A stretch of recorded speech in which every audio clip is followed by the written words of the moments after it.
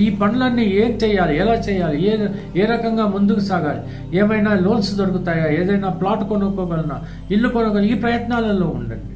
మంచి సమయం, ప్రయత్నిస్తే అన్నీ జరుగుతాయి. ఏదైనా రాబట్టుకోవాల్సి వస్తే, మీరు అప్పులు ఇచ్చి ఉంటే ఈ మంత్లో రాబట్టుకోవడానికి ప్రయత్నం చేయండి. ప్రతిరోజు హనుమాన్ చాలీసా తప్పకుండా చదవండి. ప్రొద్దున లేవగానే చదవండి, పడుకున్న భయం ఉందో చదువు. మీకు విజయం అనేటువంటి దానివల్లనే చేకూరుతుంది. ఆ తర్వాత వీలైతే మాత్రం ఆ దత్తాత్రేయ స్వామిని కూడా పూజ చేయండి. ఎందుకంటే ఆయన ఉన్నది గురువు స్థలం, అంటే గురువు యొక్క రాశి కాబట్టి దత్తాత్రేయ స్వామిని పూజించినట్టయితే ఆ గురువు యొక్క దీవెన మరింత పెరుగుతుంది. ఈ రకంగా గడపగలిగితే మాత్రం ఎటువంటి సమస్య లేదు. పెళ్లి కానటువంటి వాళ్ళు ప్రయత్నించండి, వివాహం జరిగిపోతాయి. ఆ తర్వాత ఏదైనా ఉద్యోగ ప్రయత్నం చేస్తున్నటువంటి వాళ్ళు ప్రయత్నం చేయండి, అర్హతను బట్టి ఉద్యోగాలు దొరుకుతాయి.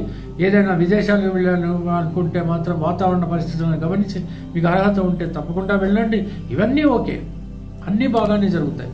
కానీ ఒక పథకం ప్రకారం అడుగులు వేయండి, విజయాన్ని పొందేటువంటి అవకాశాన్ని కల్పించుకోండి. తెలిసింది కదా. సెలవు మరి, ఉంటాను. నమస్కారం.